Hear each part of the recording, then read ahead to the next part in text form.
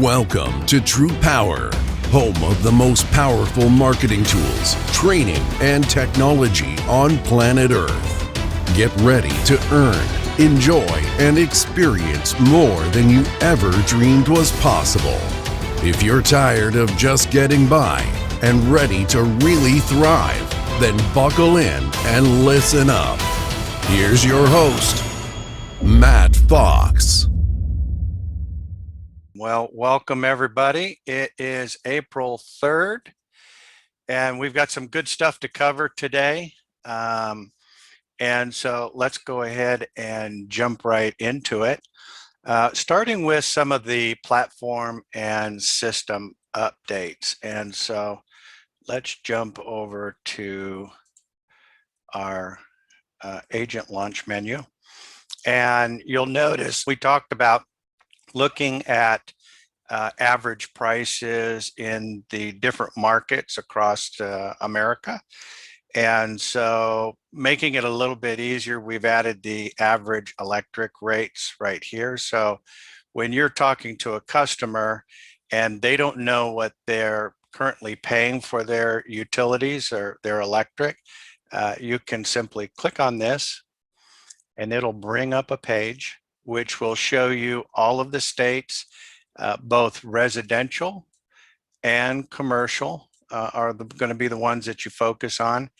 And so you can see what the average rate is. Now this matrix is actually updated on a quarterly basis. And so if you were talking to somebody in Connecticut about commercial rates and they didn't know what they were paying, or you wanted to have a number to compare that against based on what we're offering today, then you could certainly use 16.37 cents as a basis to do that. And I'll show you a little bit more about that here momentarily.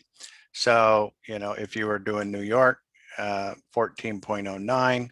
So that is available right here in this first red tab on the left-hand side, the smaller left-hand tab. So that is the average electric prices. And so the other is some upgrades that we've done to the platform. So let me bring that on over and jump over to the back office. So we are in the process of making some system upgrades that are going to allow people to actually earn a lot more than what they're earning right now. We're going to finish those upgrades over the next course of the week. And so we'll be talking more about that on the next training call next week. But there are a couple of key components that I do want to point out, and that is up here in the top right-hand corner, you'll see financial profile. And so when you click on it, it will drop down and it will show you some information based on what commissions are going to be paid in April, what actual commissions are going to be paid in March, or estimated future commissions moving forward. Always want to keep track of that. This is going to make it a little bit easier for you to see what's coming and how much, and that is going to be right here underneath this financial profile. And we're going to talk more about that next week when we release some more of the information that we have on the upgrades that we're doing that relate to that a little bit more. Right over here is market updates. And so when you click on this tab, it is going to allow you to go back to any of the historical updates. But here is the update from yesterday. So if we click on that, it is going to provide us a list of the areas and the utilities that are going to provide a much more benefit to the customer. And so at the top, you can see that this is commercial matrix rates lower than the utility rates. And that goes through residential and You may also see natural gas in there from time to time. And then at the bottom, you'll always see where markets, where customers have received competitive bids. This is using the reverse auction tool. So we had two last week from Ohio. One ended up at 3.63, one ended up at 4.172. So that's pretty good. One of the things that I want to point out about this is, not just looking at, okay, well, Connecticut looks like that's a good market that I should be in because the rates are below the utility, and that certainly is true, but pay attention to the term over here. Since we updated the platform so that it can do all of the analytics on all of the utilities on a daily basis and then create this report. Whereas in the old days, you would have to go back and do the analytics manually. It is now doing the analytics automatically and providing a daily report. And so you still can do those analytics manually, but I think this report is very valuable. But uh, obviously, if we're talking to customers, especially on a commercial level, unless there is a specific need in order to provide that customer a 6-month term, I don't think I would really want to pay attention to that as much as some of the other areas. And so minimally, I might look at something around the 12-month term. So in Illinois, we have 5.87, which is 11, almost 12 mils below matrix, which means that you can save the customer a lot of money in Illinois. So I might focus on that. But if I come down here, there's several that you're going to see that are 12 month terms. A lot of those are going to be 6-month terms. There's one that is for 1 month in Baltimore, Maryland. And here's one that is for 18 months in Maine. And so there's definitely some benefit by taking a look at that and really looking at where can you provide the most value for the customer. So in New York, under National Grid, the rate was 5.29, which was 70 mils below matrix. So that's a huge, huge benefit. So if I were talking to residential customers, or if I were going to spend some time dealing with residential customers, I think that I probably would focus in New York in the National Grid. So if you were doing that, you would definitely want to know what area that is. You can also go over here, and if you're going to focus on an area that you don't have in your database, you can come right over here and use this second button and request that database from support, and they'll get that off to you. But right here, you can see that that's a significant amount of savings that you can provide a customer. And so those opportunities don't always come up. So in looking at that, if you were to take and put in the zip code for National Grid, and let's say that if we were talking to a customer that used 200,000 kWh annually, well, if we look at 14.09, that was New York right here. That was the average rate that the customer was currently paying. So we put that in there as a basis so that we'd have an idea of what the difference is between what we can offer today as compared to what the customer may be currently paying. So when you come down, you're now going to notice that the display is going to be a little bit different. Now, you're always going to have 3 of the best available plans starting in May of 2021 or the next month. So if it's April, the next month is May. When May, June, July, August. So it's always going to be forecasting 1 month out into the next billing cycle. So you're going to see, we used to see another column here that had terms. Now the terms are still there. They're just a little bit smaller. So you're going to see it right here where it says fixed all in 12 months. Here's a fixed all in 24 months and a fixed all in 30 months. Now that may vary from area to area to being 12, 24, 36, or 48. And so those are going to provide you the top 3 best rates in that area today based on matrix. So when you come down, you're going to see all of the rest of the prices that are available, as we are in the process of making some major upgrades in the platform that we'll go over a little bit later. But now, instead of seeing the savings or the term and then the savings column over here, and then the commission all bundled up, you're now going to see the term listed up here a little bit smaller. You're going to have the rate displayed right here in the first column, the estimated amount of savings available based on that criteria.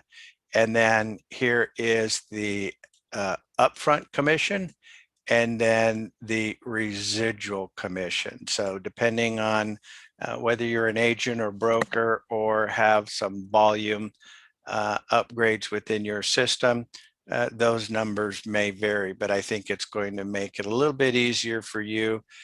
So it's broken down. So rather than before where you might have seen just 5,000 over here on the corner and then you had to do the math to break it up, now it's displayed so that you see the upfront commission and the residual. Now remind you, anytime we send anything to the customer, whether they're getting an actual email that shows live pricing or a link with that updated pricing, or emailing this off to a customer to provide showing them the plans, they will never ever see the estimated commissions available. So just keep that in mind. So when you look at that, this is going to be some of the upgrades that you see. So just be mindful that the terms are going to be listed here a little bit smaller. So you kind of need to pay attention to that a little bit more. You can certainly still sort that based on, I want to look at contracts that are long-term to short-term. And so that's going to show you all of the contracts that are 60-month term contracts. If we sort this based on shorter term contracts, I'm always looking for the longer term.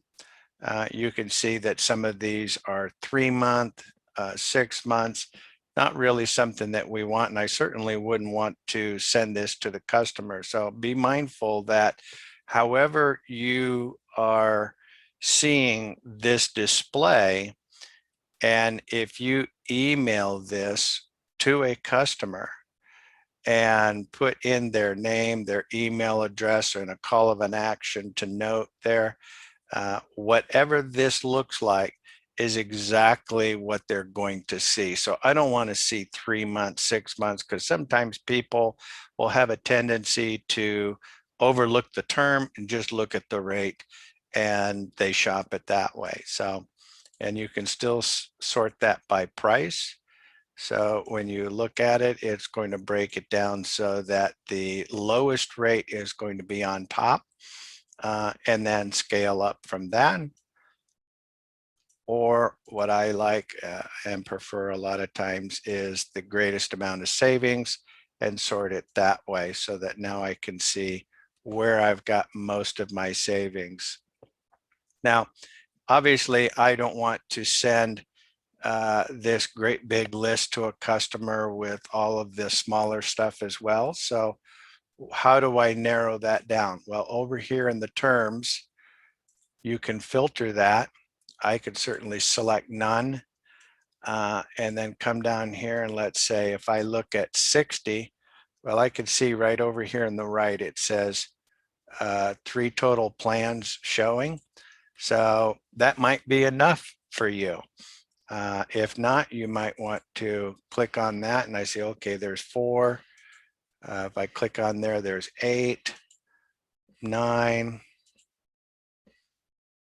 Let's just stick with that. So if I send this to the customer and email this to the customer now, then all they're going to see is what is displaying. So that is one way to control what you email to the customer. So however this is sorted, when you email this to the customer is exactly how they're going to see it in their email. And feel free to take and click on this, put your own email and information in there, just so that you can get an idea of what that looks like when a customer sees it. So that'll give you a little bit of a working idea of how that works. So just wanted to update you on some of these new updates that are coming about. I think that's going to make it a lot easier, especially as to some of the updates that we've got coming up next week. We covered the platform and system upgrades. We did talk about the market updates, which is, again, over here under market updates. And this is very valuable in being able to identify areas where you can provide the customer the greatest amount of impact. I would certainly focus on areas where you had contracts or terms that were 12 months or greater. So right here with Baltimore, Maryland, in the looks like you've got about a 42-month term there where you're saving the customer a pretty good little amount. So just be mindful of that when you are looking at different areas to where you want to spend time marketing. And so that's going to be right here under the market updates. Lastly, before we get into a little bit of a Q&A session, want to talk about going back and doing some of those market data analytics, which has always still been available. So if you come over here under the hamburger, the menu, and click on market data analytics. So if we were to take and look at National Grid again, let's take a look at that. And so we've got the ability to do analytics for both electric and natural gas. And if we were looking at New York,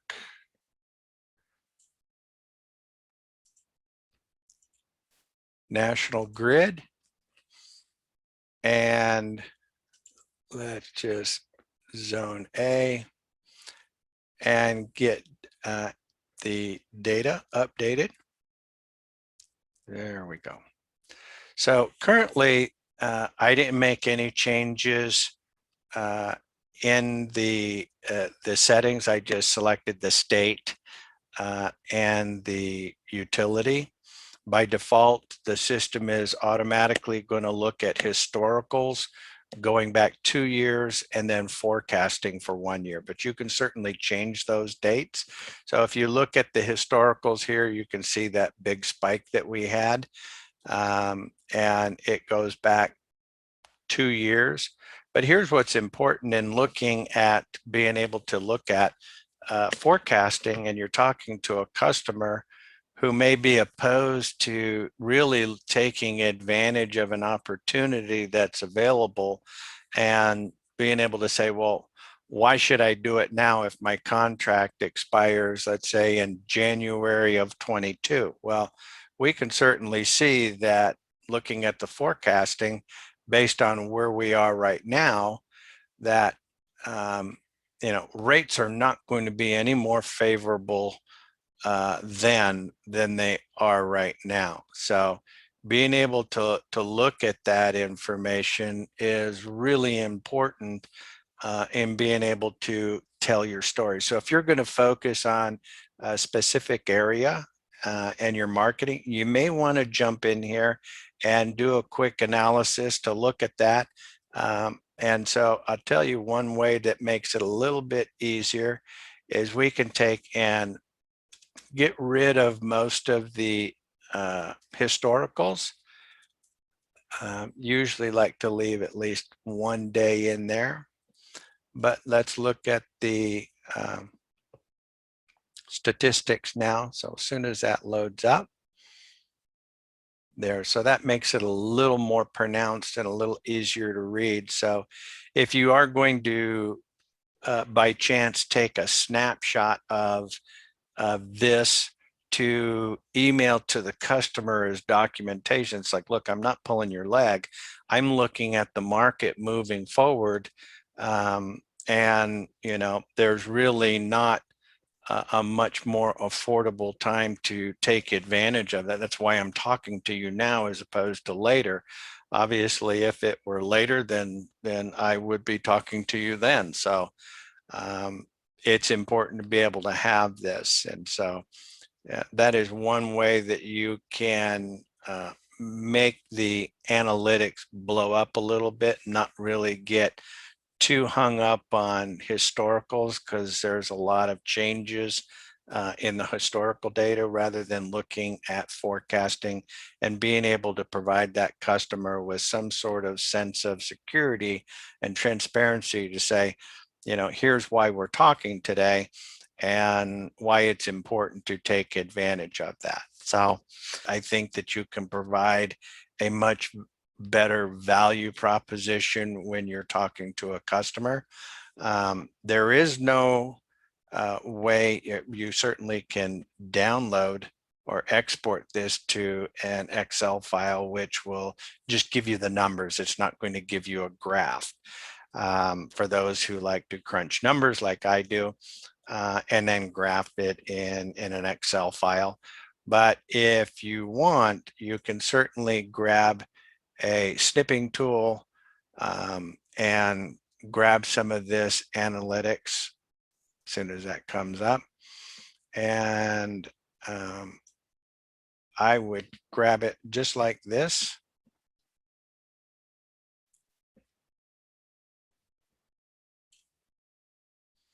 And then you could certainly edit, copy, and when you go to your email,